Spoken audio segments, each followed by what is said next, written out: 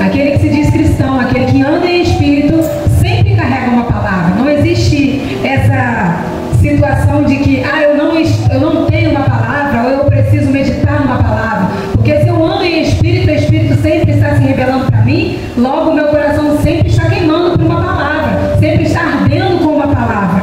Porém, nós precisamos pedir direção a Deus para saber o que Ele quer falar com a sua igreja. E vindo do caminho de casa para cá, o Senhor me deu uma direção e eu falei amém. Se for essa a palavra que o Senhor quer que eu ministre a tua igreja nessa noite, que o Senhor possa testificar. E assim foi testificado na palavra introdutória, quando o Wallace nos ministrou através da vida do rei Ezequias, que se humilhou diante da presença de Deus e alcançou graça, misericórdia e acréscimos de anos de sua vida.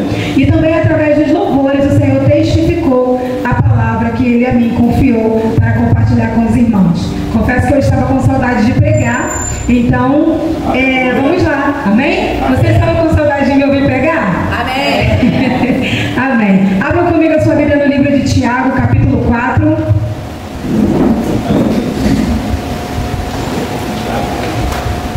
Tiago, capítulo 4, a partir do verso 7.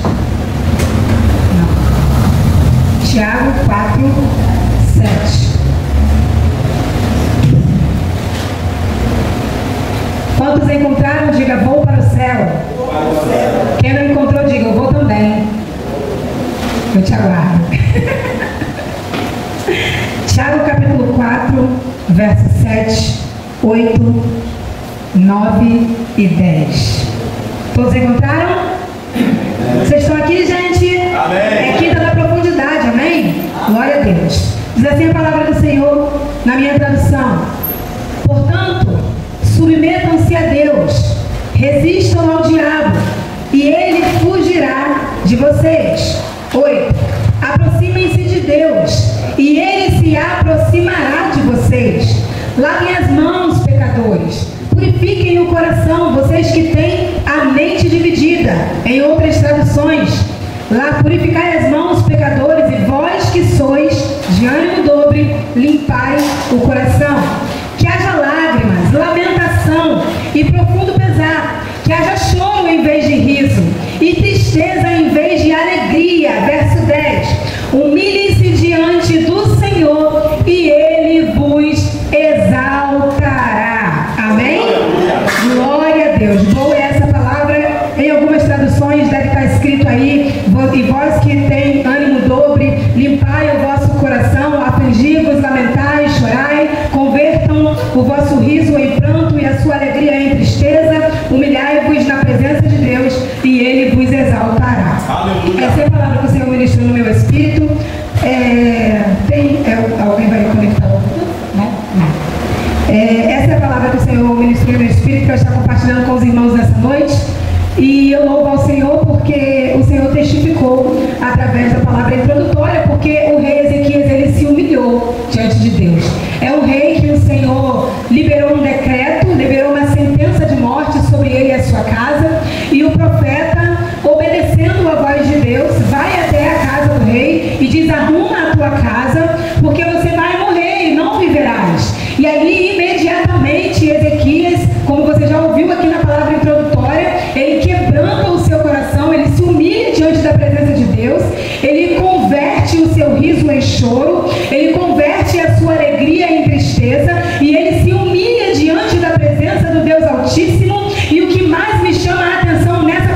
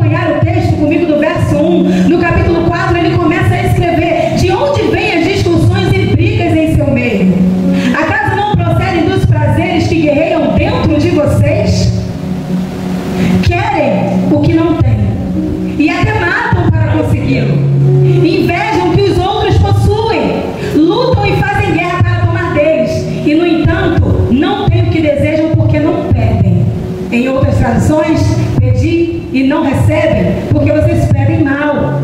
Porque quando vocês pedem, é pelos motivos errados. Pedem apenas o que lhes dá prazer. Tiago, depois que Cristo morre e é assunto aos céus, ele recebe a revelação da pessoa de Jesus Cristo.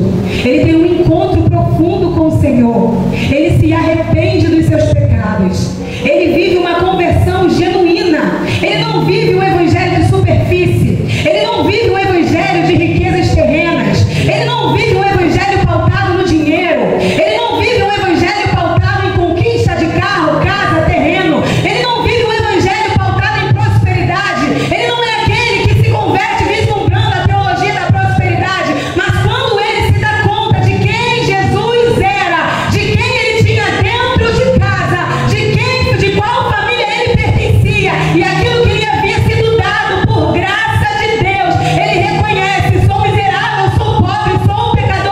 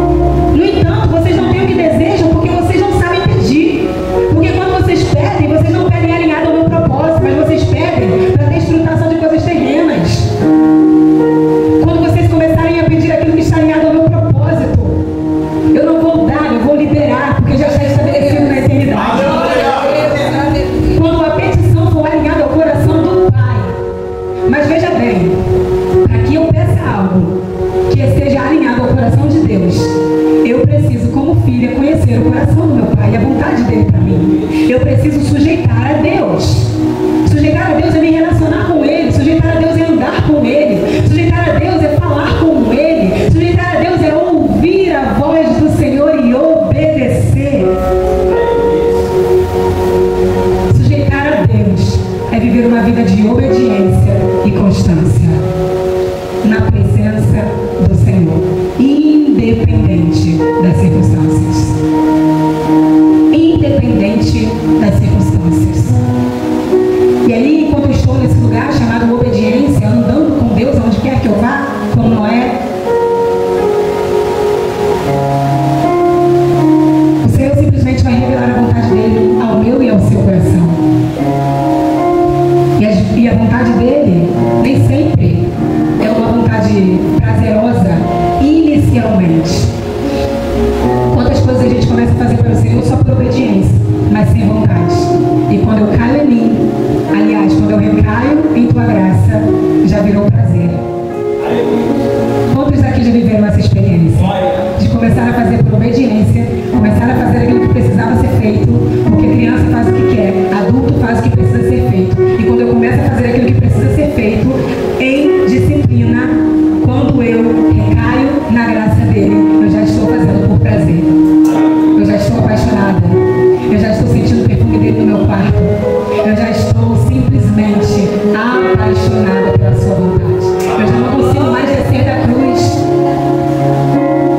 Como Pedro, como foi pregado aqui na quinta passada, por causa de uma palavra, ele voltou ao mar alto, em obediência, lavando as redes, ocupado com um propósito, ocupado com aquilo que lhe havia sido confiado, trabalhando, analisando o panorama da rede, para ver se haveria sustentabilidade para suportar aquilo que lhe havia sido prometido, porque ele tinha convicção que uma hora iria acontecer, porque ele estava alinhado céu e terra. Ele já tinha dito que estava com o Senhor, ele já tinha dito que ia com o Senhor aonde quer que o Senhor o enviasse, ainda que ele não conseguisse discernir muito bem a profundidade do que ele estava dizendo, mas ele havia dito, e aquilo que ele declarou na terra em autoridade foi ligado no céu pelo poder da concordância, e Cristo ouviu aquilo, e o mundo espiritual se move por palavras. Então o Senhor volta e vem atrás de Pedro e dá uma palavra de destino, e em obediência, mais uma vez,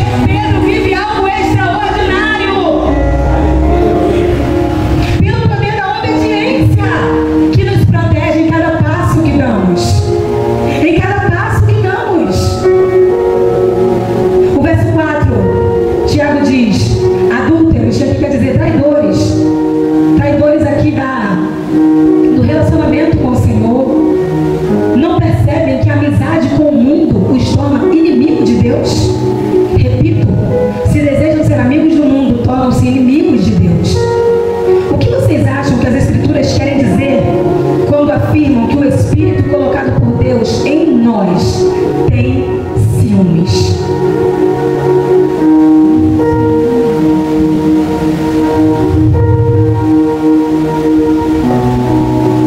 É um minuto de reflexão mesmo, porque a palavra nos pergunta nessa noite. Não é pra gente cantar, não é pra gente se emocionar, não é pra gente pensar no outro, mas é pra gente fazer uma autoanálise, uma reflexão. O que vocês acham que as Escrituras querem dizer quando afirma que o Espírito colocado por Deus em nós tem ciúmes? Tiago está dizendo o seguinte: vocês estão pedindo coisas terrenas, brigando por coisas terrenas. Eu não sei por que você entrou aqui nessa noite. Eu não sei se você veio, talvez, receber uma revelação ou uma profecia, porque o pastor Jonathan é muito usado por Deus. Eu não sei se você veio aqui, talvez, ouvir uma palavra que tem chave dourada descendo na tua mão e chuva de bênção chegando na tua casa. Só que eu quero dizer para você que se você entender quem você é em Deus e quem você carrega dentro de si, tudo isso que você veio buscar se torna consequência. Tudo isso que você veio buscar, você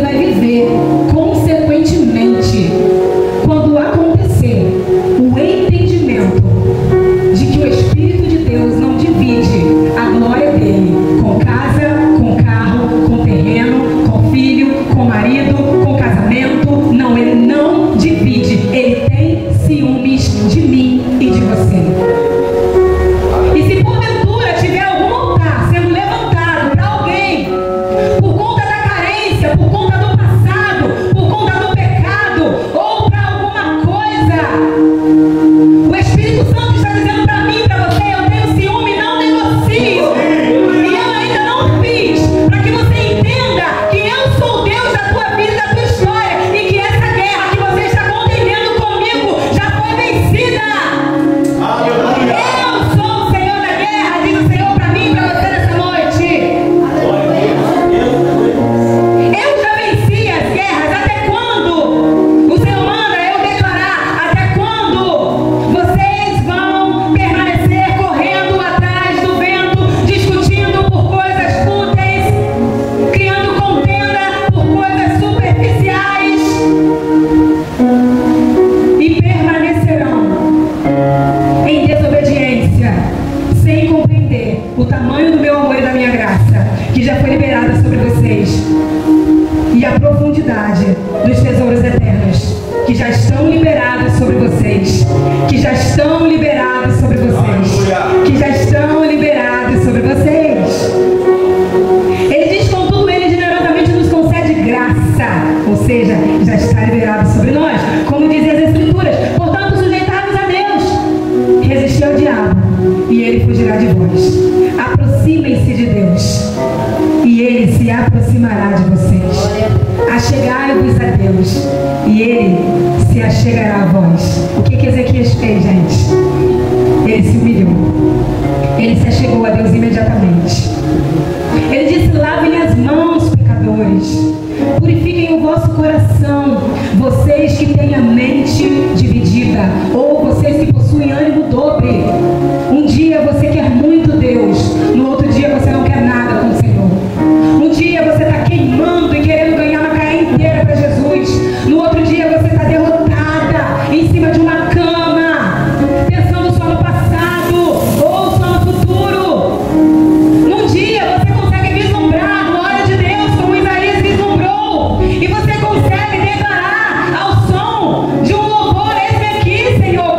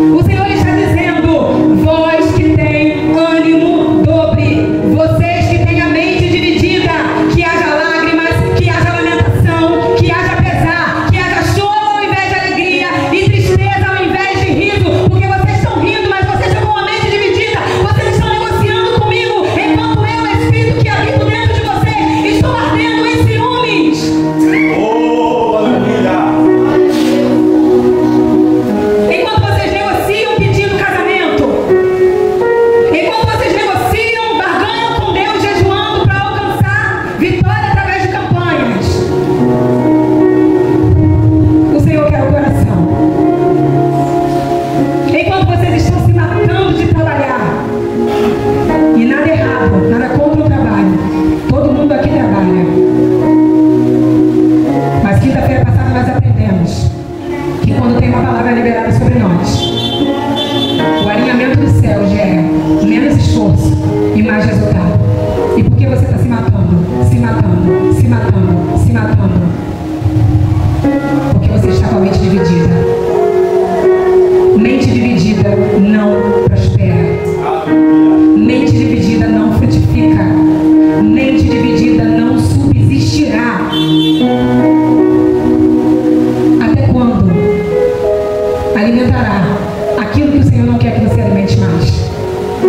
Até quando você vai estar esboçando um sorriso largo no rosto com a mente dividida? Ora, eu quero, Senhor. Ora, eu até dançaria na chuva com o meu pai. Ora, eu até entraria numa boca de fumo para evangelizar um traficante. Ora, eu não quero sujar as minhas mãos, muito menos os meus pés.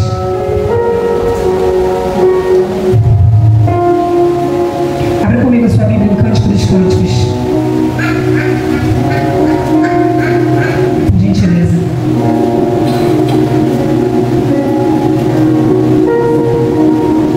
Capítulo 5. Já estamos caminhando para o final.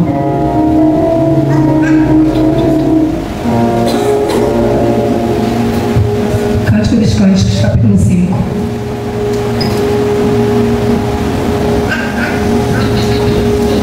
Verso 2 diz assim: eu dormia, mas meu coração estava desperto.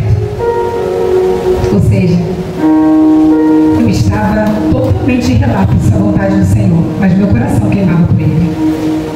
Quando ouvi meu amado bater a porta e chamar: abra a porta para mim, minha amada, minha querida, minha perfeita. Eu estou molhado com o orvalho e meu cabelo úmido do sereno da noite. Verso 3, eu respondi: já tirei a túnica, vou ter que me vestir de novo? Já lavei os pés, vou ter de sujá-los? Ou seja, meu coração, Senhor, te quer, mas eu já estou pronta para dormir. Eu não quero sujar os meus pés de novo. Meu amado tentou destrancar a porta e meu coração se agitou. Levantei-me de um salto para abrir a porta ao meu amor. Minhas mãos destilavam perfume e de meus dedos pingava mirra quando puxei a fechadura. Verso 6, abri a porta para o meu amado, mas ele já havia se retirado. Meu coração quase parou de tristeza. Procurei por ele, mas não o encontrei. Chamei por ele, mas ele não respondeu. 7. Os guardas me encontraram enquanto faziam a ronda. Bateram-me e feriram-me. Arrancaram-me o manto, aqueles guardas do muro. Prometam a mulheres de Jerusalém: se encontrarem o meu amado, digam-lhe que eu desfaleço de amor por ele. Até quando nós seremos uma igreja apaixonada que não abre a porta quando ele bate querendo entrar? Até quando nós seremos uma igreja que ama o Senhor? Sim, ele sabe que nós o amamos. Nós amamos ao Senhor. Você está aqui porque você o ama. Mas ele pergunta para mim e para você nessa noite: até quando vocês serão uma igreja que me ama, mas que não abre a porta quando eu bato e insisto para entrar? E o engraçado é que inicialmente a mente dela está dividida, dizendo: o meu coração está queimando, mas eu já coloquei as minhas vestes para dormir. Vou ter que sujar os meus pés de novo. Mente dividida. E o Senhor insiste mais uma vez.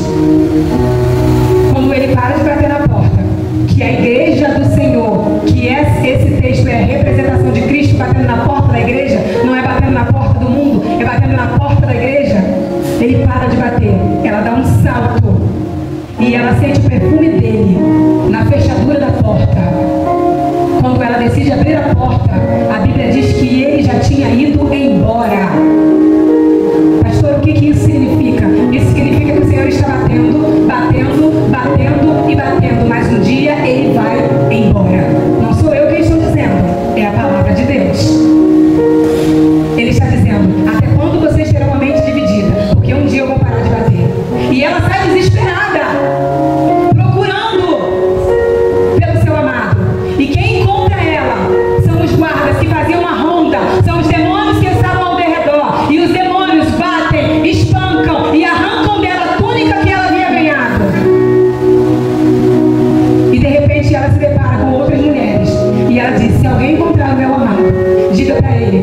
silêncio de amor. Sabe o que significa isso?